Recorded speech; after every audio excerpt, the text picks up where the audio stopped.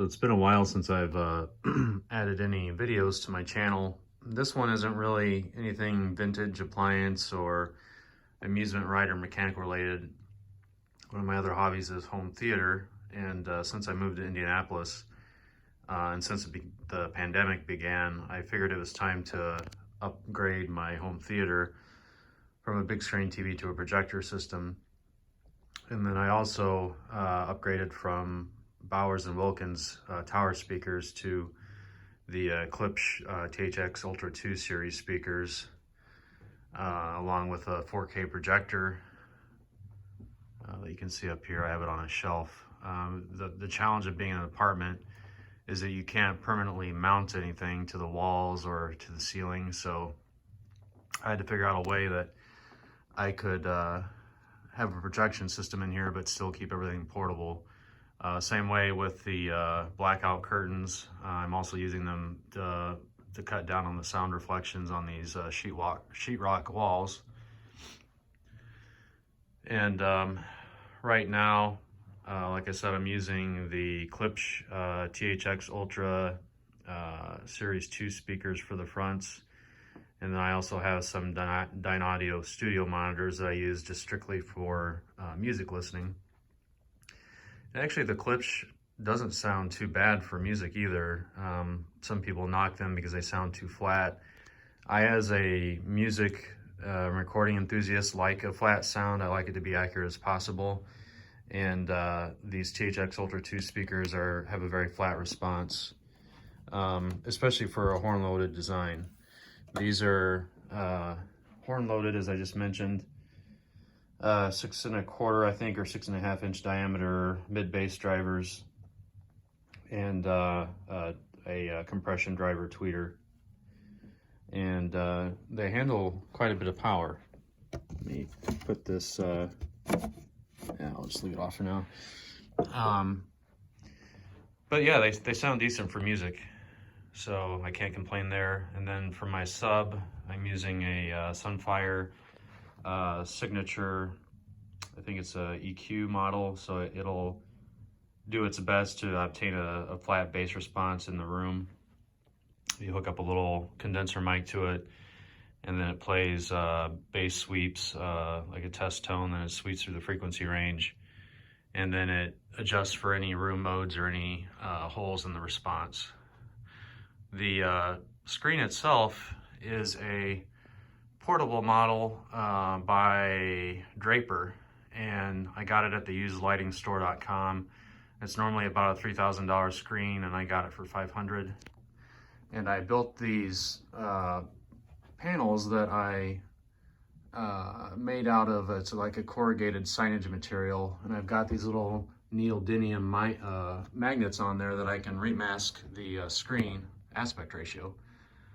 So right now it's set to cinescope, and I can widen the screen or make it taller to 16:9 aspect ratio. So that works very well. And then the screen itself is on a modular system that pulls apart. It doesn't require any special tools. You just do these little thumb screws here. You spin them, and then these rails slide apart, so it works extremely well.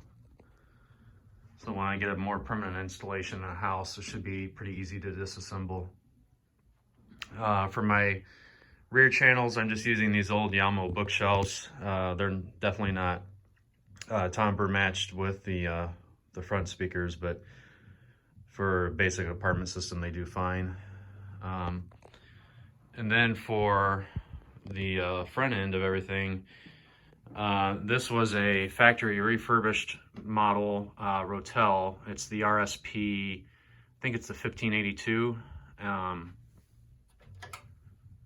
And it is a Dolby True HD model, also DTS HD master audio. I think you can get Dolby Digital EX on there as well. And that's not a Dolby Atmos model. I think they do make an updated version now that is, but it's about $3 grand. And this one here cost me, I think, $1,200, which was extremely good value. Factory refurbished, new from the factory.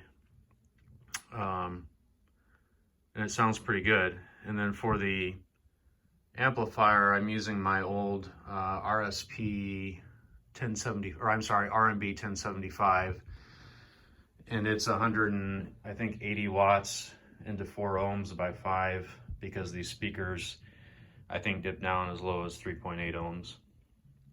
So it does a good job. I can't really complain. For the sound quality, it's a vast improvement, especially with the flat response of these front speakers. And also because they are matched speakers across the front sound stage, the sound will move around the room pretty seamlessly. The seats are by Modular, which is a Mexican supplier of theater seats worldwide. They do a lot of the commercial theaters. Extremely high quality. These are a swing back. They have a nice gentle rocking motion.